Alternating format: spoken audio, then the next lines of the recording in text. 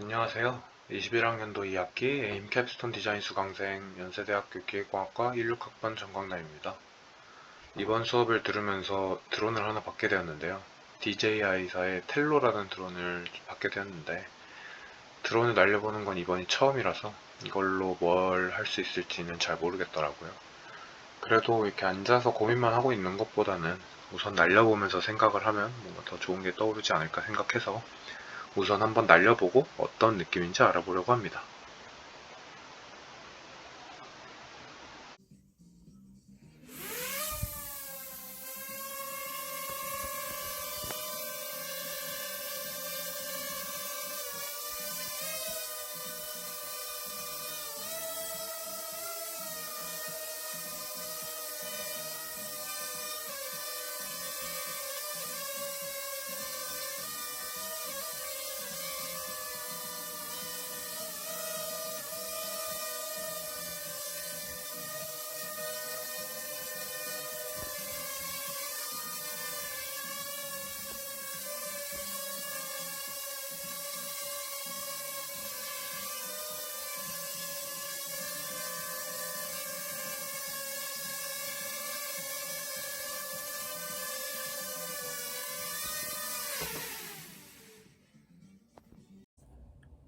네, 처음 드론을 한번 날려봤는데 일단 우선 이 텔로에서 기본적으로 제공을 하는 어플을 사용을 해서 날려봤어요. 이게 조종하는 느낌을 말해보자면 텔로가 이제 비행하는 게 굉장히 민감하더라고요. 특히 이게 좌우로 그런 움직임에 굉장히 민감해서 조금만 신경을 놓고 있으면 바로 이제 벽에 탁 부딪혀서 떨어져 버리는 그런 단점이 있는 그런 조종감이었습니다. 그리고 이제 텔로 드론에는 이제 앞쪽에 이렇게 카메라가 하나 달려 있는데 이 카메라가 조정이 안 되니까 뭐 위아래로라든가 카메라 자체가 이제 왼쪽 오른쪽으로 돈다던가 그런 게 하나도 안 되다 보니까 이 카메라 앵글을 잡기가 굉장히 어려웠어요. 조종 화면을 보고 드론 위치를 보고 조종 화면을 보고 드론 위치를 보고 이제 번갈아 가면서 이제 그 카메라 앵글을 맞췄어야 되는데 특히 뭔가 컨텐츠를 찍는 사람이라던가 그런 유튜버 그런 사람들한테는 이제 드론의 위치를 바꾸면서 동시에 카메라 그런 유튜브 컨텐츠들을 하는 게 굉장히 어려울 거라고 생각을 했어요. 굉장히 번거롭고요.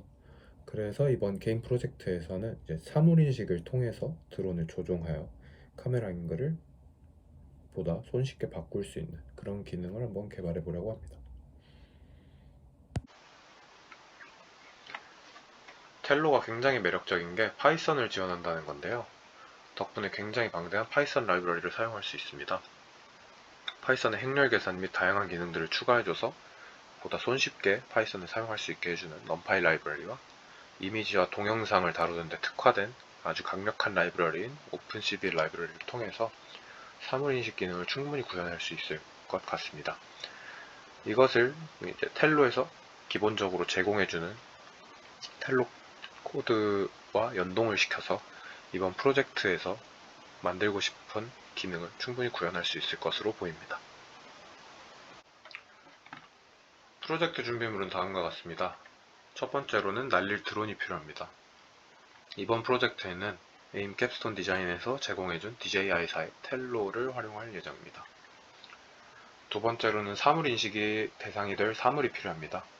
이번 프로젝트에서는 직관성이 매우 뛰어난 화살표를 종이에 인쇄하여 인쇄된 화살표를 인식해 드론이 움직이는 기능을 구현하고자 합니다. 세 번째로는 해당 연산을 수행해줄 컴퓨터가 필요합니다. 텔로 내에서 직접 코딩을 하기에는 무리가 있기 때문에 밖에서 연산을 해주어 신호를 전송해줄 컴퓨터를 하나 필요로 하게 됩니다. 위에 세 가지 준비물이 완료가 된다면 사물인식 및 드론 조종을 위한 준비는 끝이라고 할 수 있겠습니다.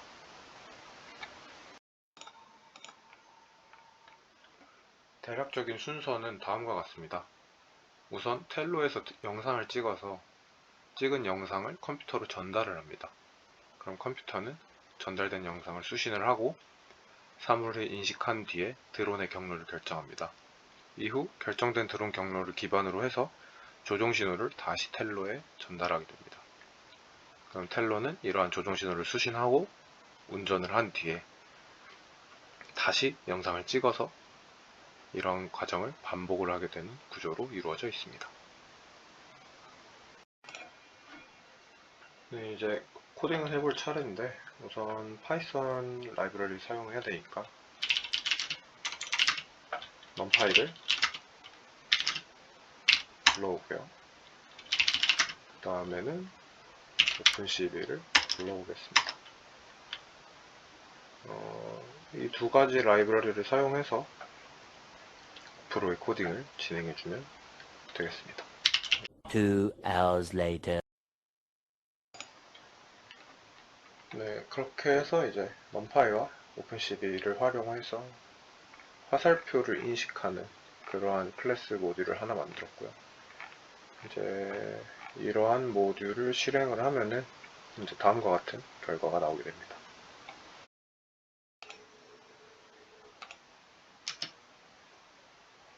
이렇게 화살표를 들면은 화살표에 있는 녹색을 인식을 해서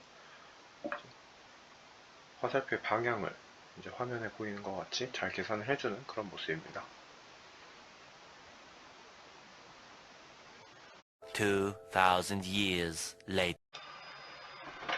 네, 그러면 이번 프로젝트에 사용된 이제 최종 코드를 설명하는 시간을 잠깐 가질 건데요. 네, 일단은 맨 위에는 이번 코드에 포함된 모든 라이브러리와 사용된 모든 함수들을 이렇게 간단하게 정의한 그런 모습을 볼 수 있고요. 그 아래 이 샵으로 나눠진 이 구역에서는 이번 프로젝트에 사용될 상수들을 이제 모아놓은 것입니다. 예를 들어서 속도와 관련된 이런 값들을 여기 이쪽에 모아놓았고, 뭐 댐핑이나 프리퀀시 아래에서 다시 설명드릴 이런 상수들입니다. 여기는 이제 비디오 사이즈, 해상도와 관련된 그런 상수들을 모아놓았고요. 이제 여기서부터 여기까지는 이제 텔로를 시작하는 이니셜라이즈 하는 부분이고, 그 다음에 비디오를 녹화를 시작을 합니다. 그 다음에 녹화가 시작된 다음에는 이제 녹화된 비디오를 텔로에서 컴퓨터로 쏴주게 되고요. 그럼 컴퓨터는 받아온 이미지를 바탕으로 해서 이제 사이즈를 다시 정하고 이제 처리 작업을 시작을 하게 되죠. 그렇게 처리 작업을 시작을 하다가 내가 원하는 색깔을 가진 그 점들을 모아놓았을 때 그 넓이가 일정 수준을 넘게 되면은 이거는 이제 내가 한번 확인을 해봐야 되는 그런 부분이다 인식을 하고 그 부분에 대해서 테두리를 그려줍니다. 테두리를 그리면 테두리와 마찬가지로 이제 꼭지점이 생기겠죠. 그러면 그 생성된 꼭지점이 7개다. 이제 그러면 이제 이거는 화살표다 라고 인식을 하게 되고요. 이제 그런 화살표가 정해지면 이제 방향을 나타내는 그 꼭지점이 어딘지를 찾아야 되는데 그 계산 코드가 이렇게 여기서부터 여기까지 있습니다. 그렇게 해서 꼭지점을 구하게 되면 그 꼭지점 방향을 나타내는 꼭지점을 기반으로 해서 이 화살표의 각도를 구할 수 있겠죠. 그럼 이제 그 각도를 바탕으로 위에서 설정된 그 속도 상수 값을 각도를 연관시켜서 드론이 X방향으로 얼마만큼의 속도, Y방향으로 얼마만큼의 속도로 날지 정하고요. 마찬가지로 회전 또한 정하게 됩니다.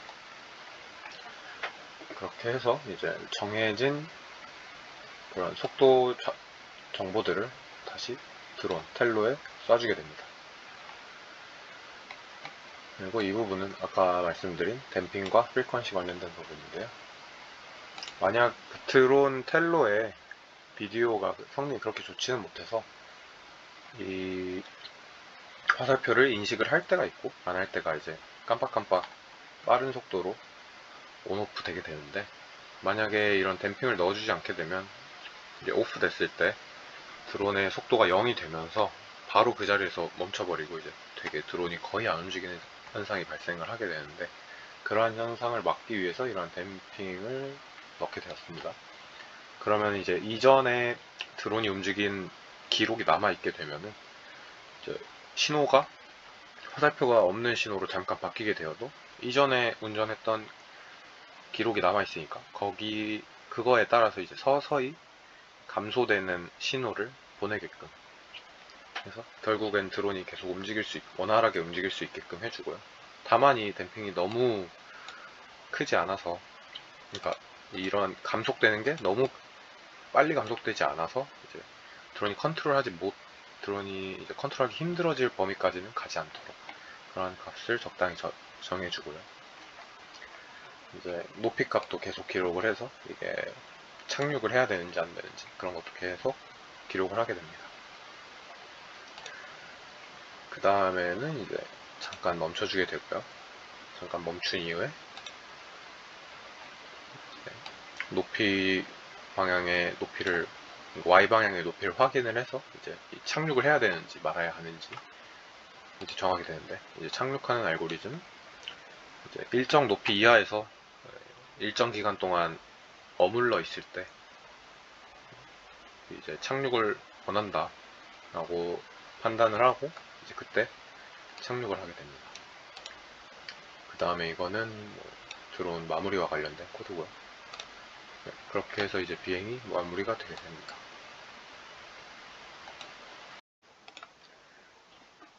이제 테스트 비행만을 앞두고 있습니다.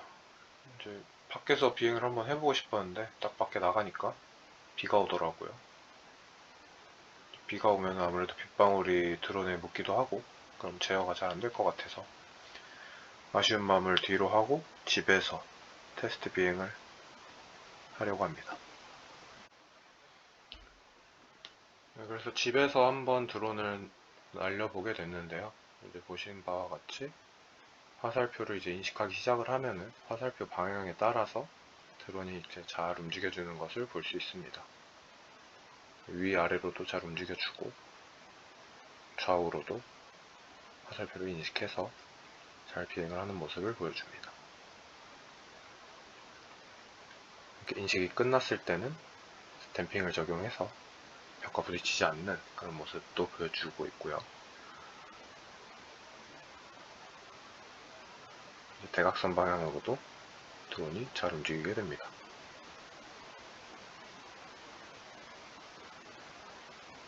한 가지 아쉬웠던 거는 이제 화살표의 각도에 따라서 카메라에 화살표가 잘 인식이 되지 않을 때가 가끔씩 있어가지고 드론이 매끄럽지 않게 가끔 움직이는 모습이 좀 아쉽긴 했지만 전반적으로 드론의 움직임은 잘 나오는 걸 보여줄 수 있고요.